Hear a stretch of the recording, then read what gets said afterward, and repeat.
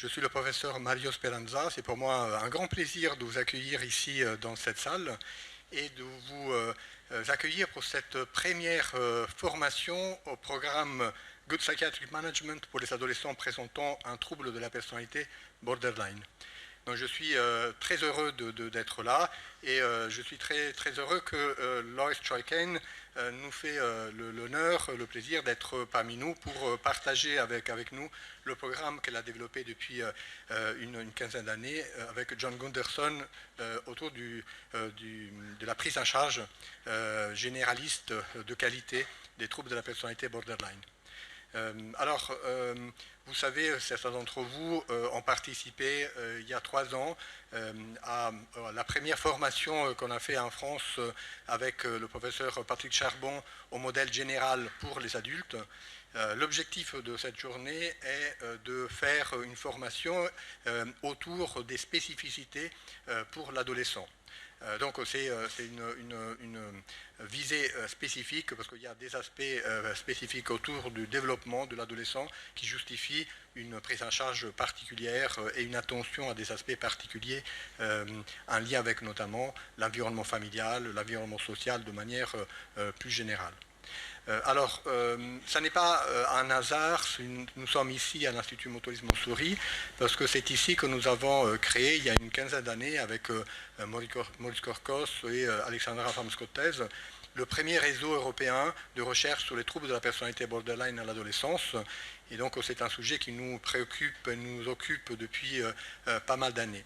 Et ces dernières années, nous avons eu la chance de voir émerger des modèles de prise en charge psychothérapique des troubles de la personnalité borderline, notamment le modèle, la TCD, la thérapie comportementale dialectique, la thérapie basée sur la mentalisation, des thérapies spécifiques qui ont été validées chez les adultes et qui commencent à l'être également chez les adolescents. Mais ces modèles qui commencent à diffuser sont très peu accessibles en France.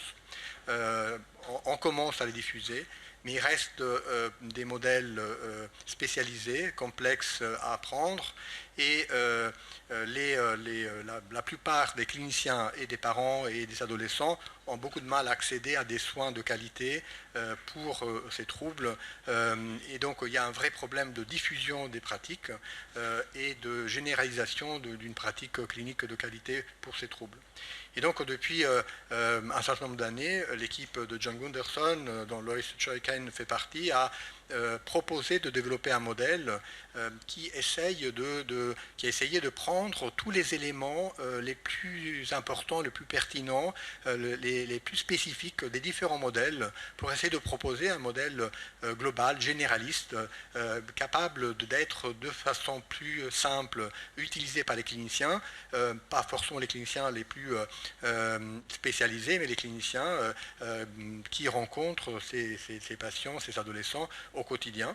Et donc essayer de changer un peu la perspective, plutôt qu'aller vers le spécialisé, aller vers une prise en charge de qualité de base pour tous les professionnels et donc permettre aux adolescents et leurs familles d'accéder à ces troubles. Alors c'est encore plus important parce que en termes de nombre d'adolescents qui présentent ce type de problématique, on a l'impression d'une augmentation significative, un accès aux dispositifs de soins d'urgence qui est massive. Et puis depuis la Covid, nous avons assisté aussi à une explosion des manifestations cliniques de ce type qui nous oblige à avoir une perspective aussi de santé publique, d'implémentation de modèles d'accès plus facilité.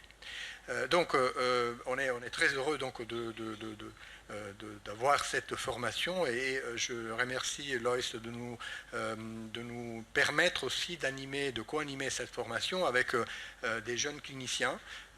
Et c'est l'un des objectifs, c'est que cette formation soit portée par des jeunes, pour des professionnels qui vont être la génération du futur, qui permettra de donner des réponses plus adaptées à cette problématique.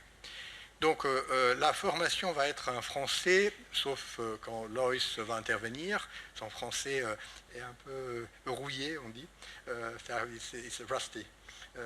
C'est pour elle plus facile de parler en français, mais c'est traduit en français. Donc vous avez des casques pour ceux qui ne sont pas à l'aise. Juste merci de ne pas sortir de la salle et de garder les casques dans la salle, parce qu'on oublie facilement de ne pas les ramener, notamment en fin de journée. Voilà.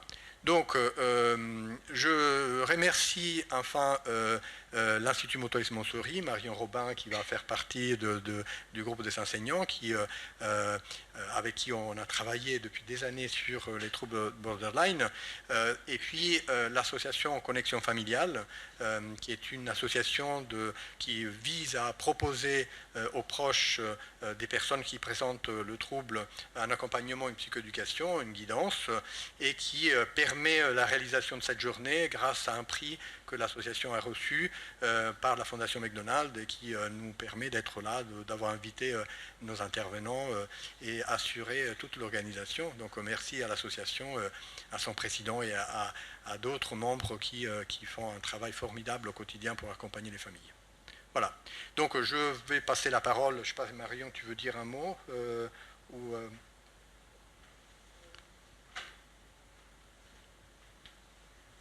Je voudrais vraiment remercier Loïs Choikan pour sa venue et puis Mario Speranza pour son implication auprès des patients borderline et des formations. Ludovic Giquel aussi, avec qui on a travaillé sur le réseau borderline, et depuis 15-20 ans, cette clinique de l'adolescent borderline nous a beaucoup mobilisés dans sa complexité. Et c'est vrai que tu soulignais, Mario, l'augmentation de la prévalence des situations d'adolescents suicidaires qui se présentent aux urgences, et notamment depuis un plateau depuis 18 mois. Donc à la fois, je suis tout à fait d'accord sur l'idée que plus les professionnels seront formés, plus on pourra avancer dans les prises en charge, en ayant en tête à la fois le travail individuel, le travail familial, et puis les questions de plus de santé publique, sociétale, savoir comment répondre aussi sur d'autres plans, sur d'autres terrains, et comment travailler à ces trois niveaux-là. Et aujourd'hui, au niveau individuel et familial, je pense qu'on a la possibilité d'avancer beaucoup. Merci à vous. Nice.